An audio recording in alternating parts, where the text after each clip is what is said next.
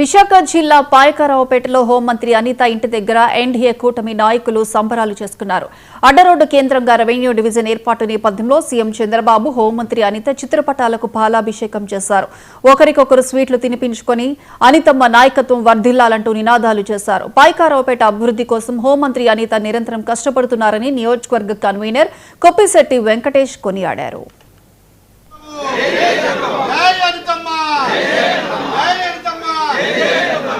అభివృద్ధి ప్రదాత అయిన మా అనితమ్మ గారికి మా గ్రామం తరఫున పాదాభివందనాలు తెలియజేసుకుంటున్నాం. ఈరోజు అమరావతిని గౌరవ చంద్రబాబు నాయుడు గారు ప్రపంచ స్థాయిలో ఎలా నిలబెట్టారో అలాగే మా అడ్డోటి గ్రామాన్ని అనితమ్మ గారు ఇవాళ రాష్ట్ర స్థాయిలో నిలబెట్టారు. అది చెప్పడానికి మేము చాలా గర్వపడుతున్నాం. అడ్డోటిలో పుట్టినందుకు, అనితమ్మ గారి ఆశయ సాధన కోసం మేము పనిచేస్తున్నందుకు మేము చాలా ఆనందపడుతున్నాం. అసలు చాలా ఎవరు ఎక్స్పెక్ట్ చేయలేదు, అయితే ఈ పరిణామం అయితే ఎవరు ఎక్స్పెక్ట్ చేయలేదు. 7 మండలాలతో కలిపిన ఒక రెవెన్యూ డివిజన్ని అడ్డోటి గ్రామానికి తీసుకురావడం, అలాగే 2 లక్షల కోట్లు కంపెనీలు ఇక్కడ స్థానికంగా ఇక్కడికి స్టీల్ ప్లాంట్ అవ్వచ్చు, బల్క్ అవ్వచ్చు, లేకపోతే టాయ్స్ కంపెనీ అవ్వచ్చు, ఇన్ని రకాల కంపెనీలు తీసుకొచ్చి ఒక ఆర్థిక రాజధానిని అడ్డరోడ్లో పెట్టడం అనేది అది ఊహించిన పరిణామం. అది ఆనందంతో మా గ్రామస్తులందరూ కూడా మేము అసలు ఈ ఆనందం ఎలా వ్యక్తపరచాలో కూడా మాకు అర్థం కావట్లేదు. ఎందుకంటే ఎవరికైనా కొంత లబ్ధి చేకూరిస్తే ఎక్కువ ఆనందపడే సందర్భం. కానీ ఇది ఏనుకంత ఆనందం మాకు మా అడ్డోటి గ్రామ ప్రజలందరికీ, అడ్డోటి తుమ్మాపురం గ్రామ ప్రజలకు మా మేడం గారు ఇచ్చారు.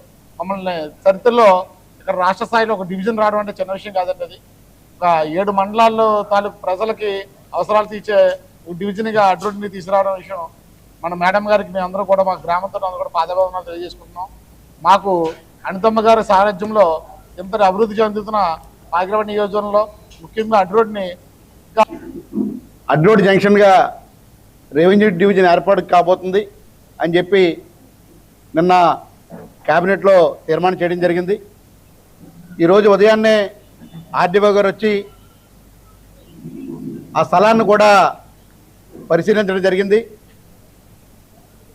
దీనికి ప్రత్యేకంగా చంద్రబాబు నాయుడు గారికి, పవన్ కళ్యాణ్ గారికి, రెవెన్యూ మంత్రి అనగాని సత్యప్రసాద్ గారికి, అలాగే ముఖ్యంగా ఈ నియోజకవర్గ అభివృద్ధి ప్రదాత రాష్ట్ర హోం మరియు విపత్తుల శాఖ మంత్రి వంగల్పూడి అనిత గారికి ప్రత్యేక ధన్యవాదాలు తెలియజేసుకుంటున్నాం. ఎప్పుడూ కూడా ఊహించిన విధంగా ఈ ప్రాంతం అభివృద్ధి చెందడంలో మరి ముఖ్య పాత్ర పోషిస్తున్న